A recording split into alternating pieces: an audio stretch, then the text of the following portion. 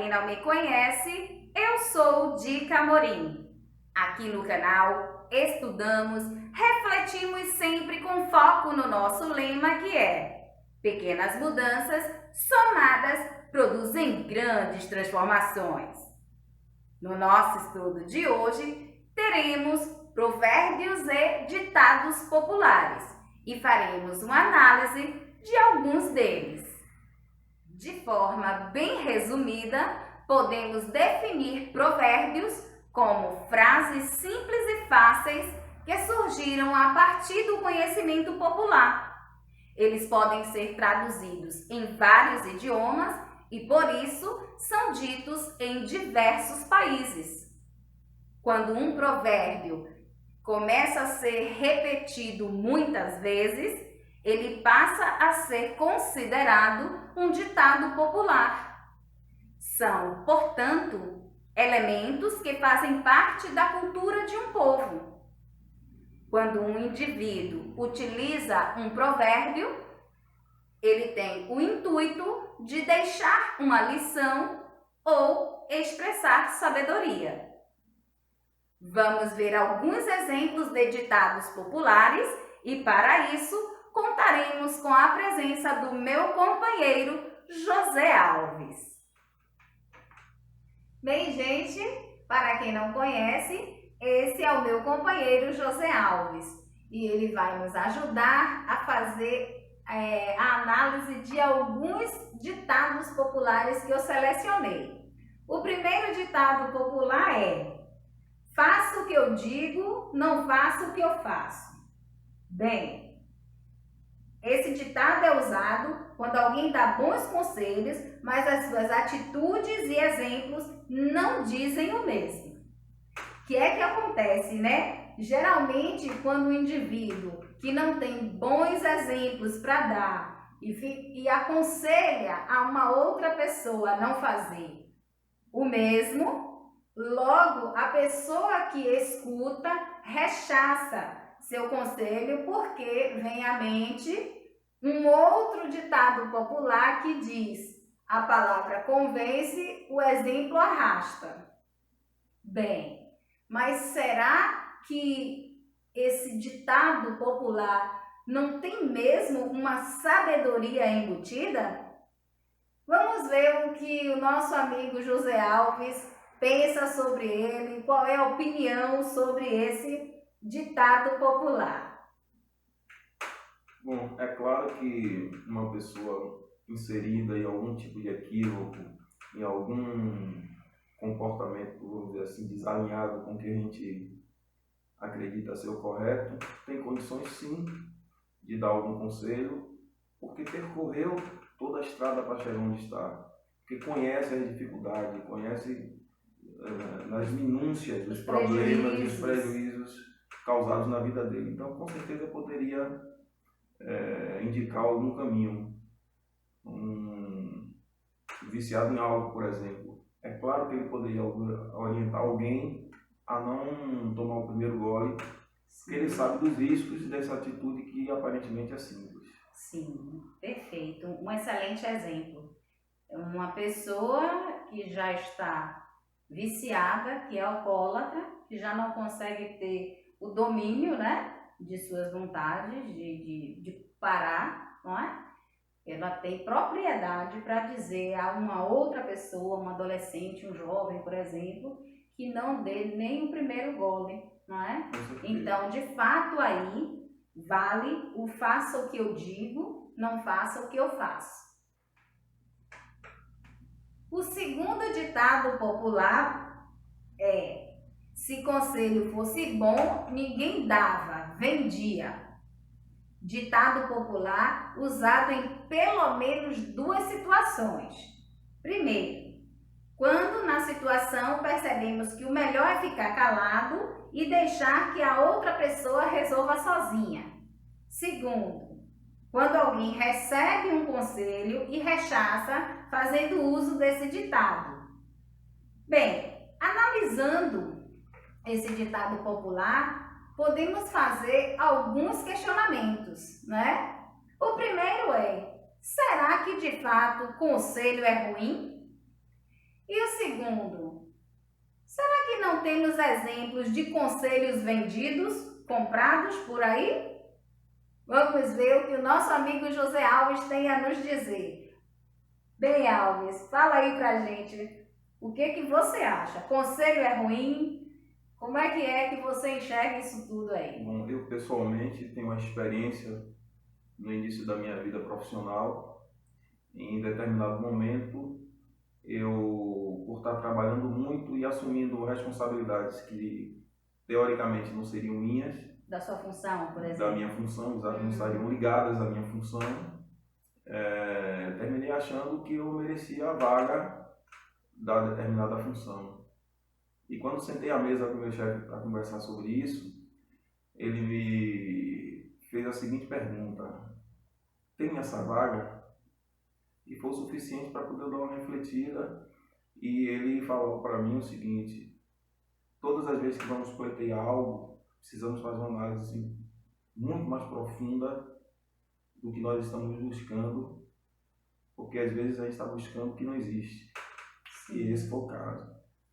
Bom, com relação... Então quer dizer que essa experiência que você está compartilhando com a gente é um exemplo de um conselho gratuito, não é? E que você considerou importante, muito bom para a sua vida como um todo, né? Porque até hoje você conta essa experiência aqui em casa, né, pra gente. Eu trago sempre comigo essa experiência para todas as vezes que for tomar uma decisão, fazer uma análise mais ampla possível. Sim. Exatamente para evitar equívocos nesse dia. Pronto. Perfeito esse conselho. E com relação a um conselho vendido ou comprado, o que é que você traz aí pra gente? Isso é mais comum do que o que a gente pensa. As consultorias são exemplos de conselhos comprados, conselhos pagos. Sim.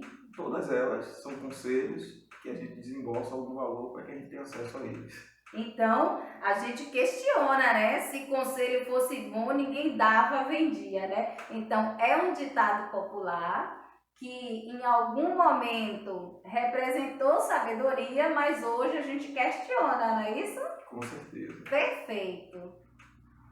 O terceiro ditado popular selecionado foi: o barato sai caro. Usado quando optamos por um produto mais barato e, como consequência, um produto de qualidade inferior.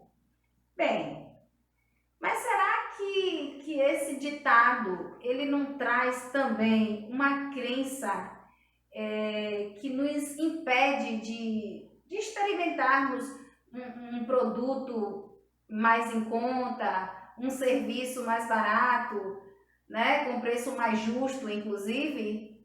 Vamos ver o que Alves entende, o que ele pensa sobre isso.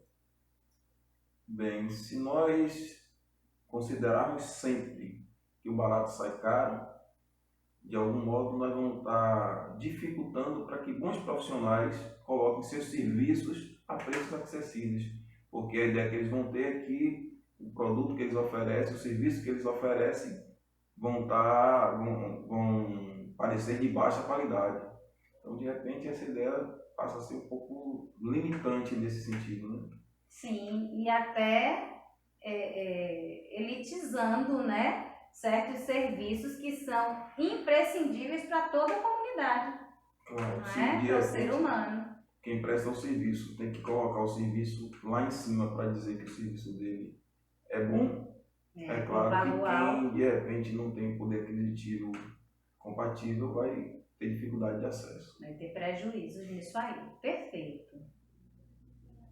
O quarto ditado popular selecionado foi: quem cala consente. Usado quando alguém não quer ou não tem coragem de responder algo desagradável. Bem, é muito comum a ideia de que quem não concorda, não aprova, necessariamente tenha que falar sobre isso.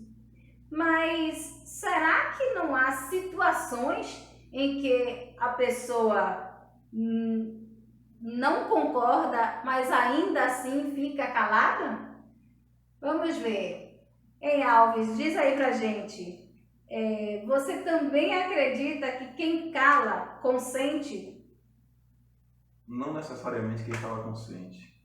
Às vezes você cala para evitar o confronto, às vezes você cala para refletir melhor sobre a questão, às vezes você cala porque de tanto saber quem você é, você não precisa mais se explicar. Perfeito, Então eu acho que não é verdade que quem cala consente. Não Em 100% necessariamente, dos né? casos, é. Perfeito. O quinto ditado popular selecionado foi: quem não é visto não é lembrado. Esse ditado popular significa que alguém perde a atenção quando se ausenta. Isso é muito dito em várias áreas, principalmente na área profissional. Esse ditado está tão arraigado no nosso sentimento, no nosso pensamento, né? No imaginário social, que estamos nos esquecendo do que é mais importante, que é cativar. Quando eu me refiro aqui à palavra cativar, é no sentido de prender-se moralmente, né, a alguém. Vamos ver então qual é a visão, né? Qual é o ponto de vista do nosso amigo José Alves. Bom, tanto no âmbito profissional quanto no âmbito pessoal, o que realmente a gente faz em última análise, é desenvolver relacionamentos. E se esse relacionamento ele é desenvolvido com bases éticas, com cumprimento de expectativas, com respeito mútuo, com uma relação, vamos dizer assim, de ganha-ganha, isso é que vai lhe fazer ser lembrado. Então, no momento que se for um serviço profissional, no momento que a empresa precisar desse serviço, é claro que ela vai lembrar da sua prestação, da qualidade do seu serviço, do seu comportamento ético, do resultado positivo que você deu para a empresa. Então, isso é que vai realmente lhe conectar nessa relação com a empresa. No campo pessoal, eu mesmo tenho um amigo que eu não vejo há anos, mas que não deixam de ter importância, que conquistaram. E está sempre lembrando. Exatamente. E no momento que nós nos encontramos, é como se nós tivéssemos vivido o tempo inteiro juntos. Porque a construção que foi feita, o relacionamento que foi feito, ele foi feito em bases bastante sólidas, de respeito, de aprendizado, de troca, de ética mesmo, desenvolvida no caminhar da relação. Então eu acho que é isso que faz toda a diferença. Perfeito. Inclusive tem aqueles amigos que nem estão mais presentes aqui fisicamente, né? E que nem por isso deixam de ser lembrados. Eles são muito bem lembrados, né? Lembrados com saudade, lembrados de momentos felizes, de dificuldades, né? Momentos difíceis que passaram juntos. Então, não necessariamente esse ditado, quem não é visto, não é lembrado, não necessariamente, correto? Então, Alves, muito obrigada pela sua contribuição nesse sentido de fazer essa análise, né? Trocar essa ideia com a gente. Foi muito enriquecedor. Muito obrigada. Estamos aí. Bem, gente, como complemento das nossas análises e reflexões, vou fazer uma releitura da música de Djavan, A Carta. Fique à vontade.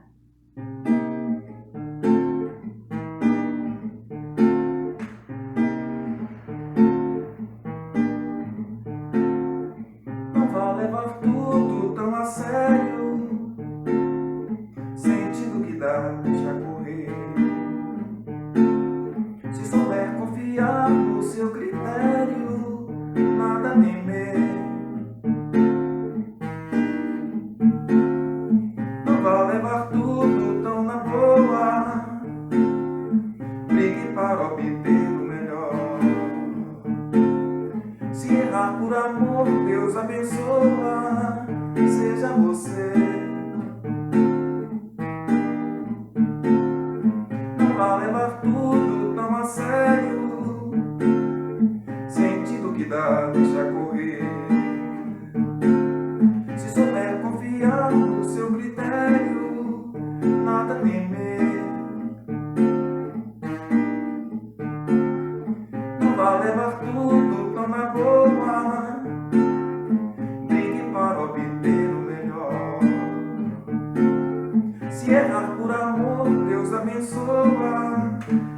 você. É este o vírus que eu sugiro que você contraia. Na procura pela cura da loucura, quem tiver cabeça dura vai morrer na praia. É este o vírus que eu sugiro que você contraia. Na procura pela cura da loucura, quem tiver cabeça dura vai morrer na praia. É este o vírus que eu sugiro que você contraia. Na procura pela cura da loucura, quem tiver cabeça dura vai morrer na praia. Os ditados populares têm grande importância na transmissão de lições e sabedorias, mas devemos ter sempre em mente que foram construídos em suas respectivas épocas e culturas, sendo necessário, portanto, uma análise, uma reflexão antes de usá-los e, se possível, fazermos adaptações mais adequadas para o nosso contexto social. Obrigada pela sua atenção, beijos no coração e até a semana que vem!